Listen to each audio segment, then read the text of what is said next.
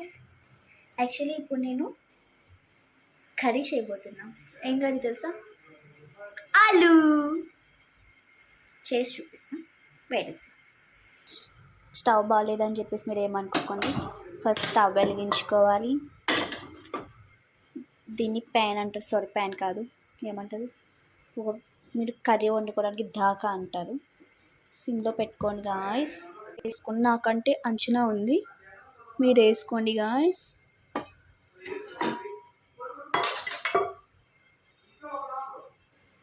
నేను ముందే కట్ చేసి పెట్టుకున్నాను ఆనియన్స్. చూపిస్తాను. 2 pieces onions, 2 pieces tomatoes and 4 pieces of potatoes cut చేసుకొని పెట్టుకున్నాం. సరే, అల్లం వెల్లుల్లి పేస్ట్ కంపల్సరీ. ఇది టేస్ట్ చాలా మార్చేస్తుంది, అల్లం వెల్లుల్లి పేస్ట్. ఇది నేను ఆయిల్ హీట్ అయిందా లేదా అని టెస్ట్ చేసుకోవడానికి నేను ఒకటి వేసుకున్నాను గాయ్స్. మీరు కూడా అట్లా ఆయిల్ వేసుకోండి. సిమ్లో పెట్టుకోండి గాయ్స్. SIM compulsory.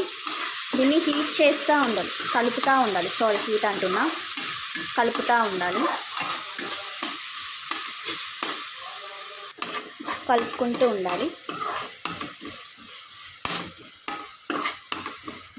జస్ట్ సిమ్లో పెట్టేసి మనం మూత వేసేసేయాలి గాయ్స్. ఇట్లా క్యాప్ పెట్టాలి. ఇట్లా కలుపు. లైట్గా ఎల్లో కలర్లో రావాలి, అప్పుడే ఉల్లిపాయలు మగ్గినట్టు అవుతుంది అన్నమాట. మరీ మార్చుకోకూడదు. లైట్ స్మెల్ కూడా వస్తుంది అన్నమాట. సౌండ్ డిస్టర్బెన్స్ లైట్గా వస్తుంది, కానీ తప్పదు. మీరు ఒకటి చెప్పడం మర్చిపోయా, మీరు ఏమైనా అబ్జర్వ్ చేశారేందో, ఇందాక ఇటువైపు పెట్టిందని ఇప్పుడు ఇటువైపు పెట్టాను. ఎందుకంటే స్టవ్ పెట్టిన, ఓ నో, స్టవ్ మీద రైస్ పెట్టిన. ఉల్లిపాయలు ఇట్లా లైట్ కలర్ చేంజ్ అయిన తర్వాత 1 spoon ఆఫ్ అల్లం వెల్లుల్లి పేస్ట్ వేసుకోవాలి. వేసుకొని మిక్స్ చేసుకోవాలి బాగా. చెప్పాయి కదా ఇదే మెయిన్ అనేసి.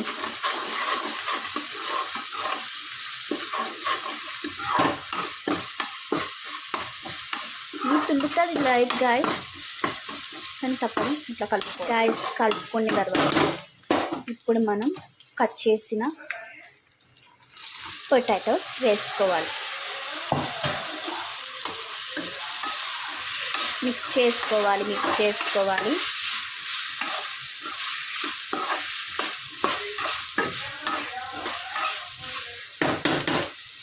మిక్స్ చేసుకోవాలి. ఆఫ్టర్ 1 minute, లైట్గా 1 minute ఉంచి తగినంత పసుపు,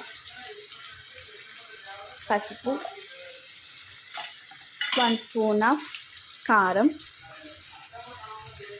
and 1 spoon of masala. Actually I don't know that name of masala. మీరు ఏం మసాలా వేసుకుంటారో ఆ మసాలా వేసుకోండి. చూడండి కలర్ ఎట్లా చేంజ్ అవుతుంది.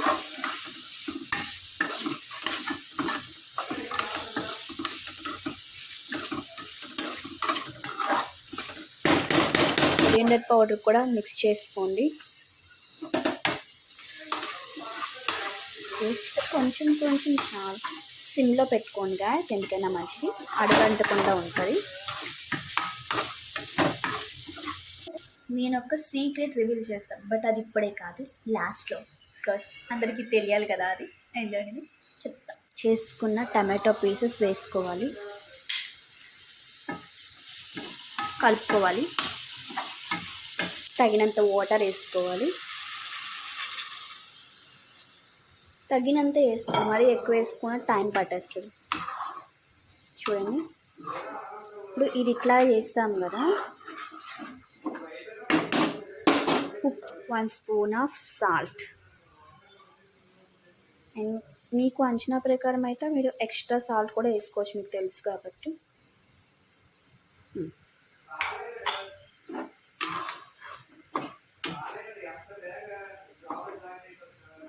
మిక్స్ చేసుకోవాలి. మీడియంలో, అటు లో కాదు ఇటు హై కాదు, మీడియంలో పెట్టుకొని క్యాబేజ్. యాక్చువల్లీ నేను కర్రీ చేస్తున్నాను కదా, మా అమ్మ ఫీలింగ్ ఏందని చెప్పేసి కనుక్కుందామని వెళ్తున్నా. మా అమ్మ ఫీలింగ్ ఏందని కనుక్కున్నా. మమ్మీ, నేను కర్రీ చేస్తున్నాను, how's your feeling? I feeling shy. My mummy. 2 minutes ఒకసారి చెక్ చేసుకోవాలి ఎట్లా ఉందనేసి. ఇట్లా బబుల్స్ రావాలి, మీకు అప్పుడే తెలుస్తుంది. లైట్గా కలుపుకోవాలి జస్ట్. ఇంక ఎక్స్ట్రా 3 minutes అయితే చాలు. నేను కర్రీ చేసింది మా అమ్మని అడిగే కదా, మా అన్నని కూడా అడిగితే వాడు ఏం చెప్తాడో చూడు. అన్నయ్య, నేను కర్రీ చేస్తున్నా, నీ రివ్యూ ఏంటి? అంతేనా? తినకుండా ఇట్లా ఎట్లా చెప్తావు? నేను చేస్తున్నా కదా. He's too busy. Free fire. 3 minutes so open చేసుకొని చూద్దాం. యా, కర్రీ కంప్లీట్ అవబోతుంది దగ్గరికి. యా, యాక్చువల్లీ ఎక్కువ వాటర్ ఉంటే మీకు జ్యూసీ టైప్ వస్తుంది, మీరు అట్లా అయినా చేసుకోవచ్చు. నాకు ఎందుకంటే జ్యూసీ టైప్ అవసరం లేదు కాబట్టి నేను ఇట్లా చేసుకున్నాను అనమాట. And yeah, curry is over. Full excitement because ఎందుకు తెలుసా, కర్రీ టేస్ట్ చేస్తారు వాళ్ళు, ఎట్లా ఉంటుంది ఏంటి ఐ డోంట్ నో. టేస్ట్ చేసి వాళ్ళు చెప్తారు, నేను వాళ్ళు రివ్యూ ఇచ్చినప్పుడు మీకు నేను వీడియో తీసి పెడతా చూడండి. కర్రీ చూస్తేనే నాకైతే ఓకే చేసా, బట్ వాళ్ళకి ఎట్లా అనిపిస్తుందో I don't know. Mummy, how is it curry? సూపరా? ఎంత రేటింగ్ ఇస్తావు? ఇట్లా అంటే